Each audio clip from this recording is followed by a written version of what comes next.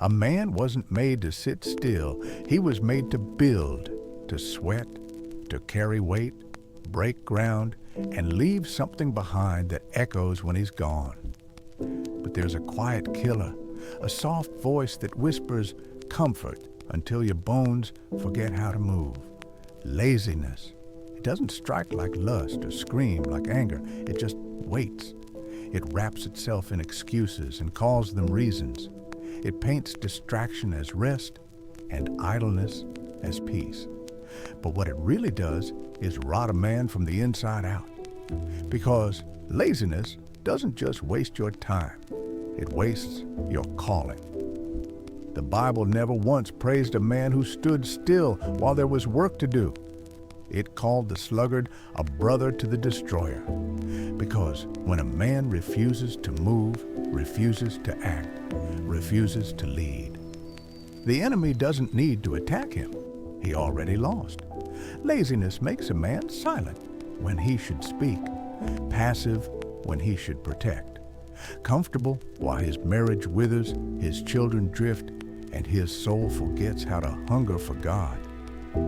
God made man from dust, but he didn't leave him in it. He breathed life into him and immediately gave him a mission. Tend the garden, work the ground, name the beasts. That wasn't just work, that was worship. Because work done with the right heart isn't a curse. It's how a man reflects his maker.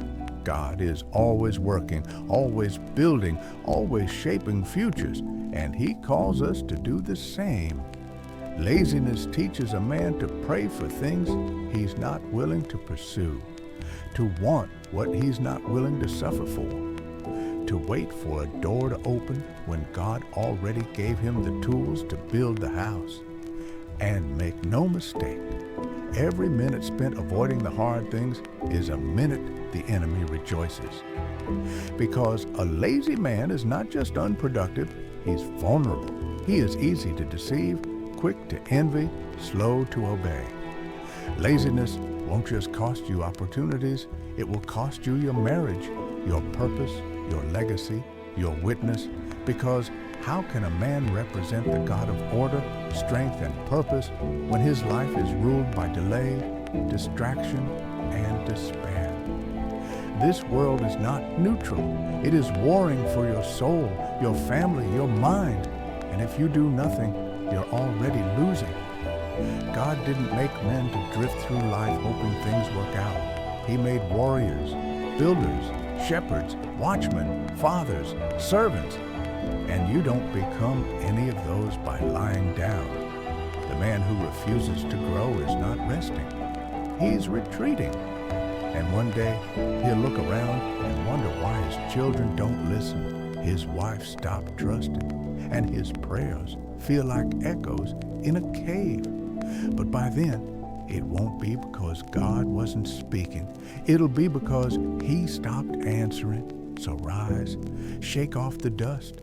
You weren't made for passivity.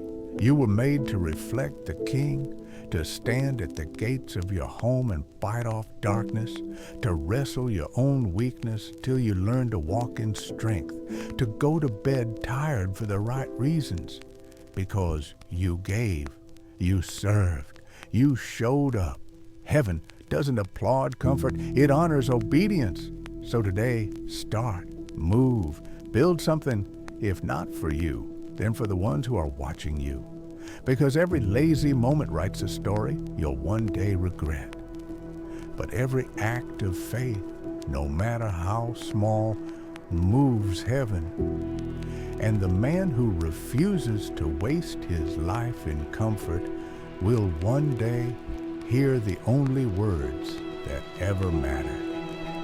Well done, good and faithful servant.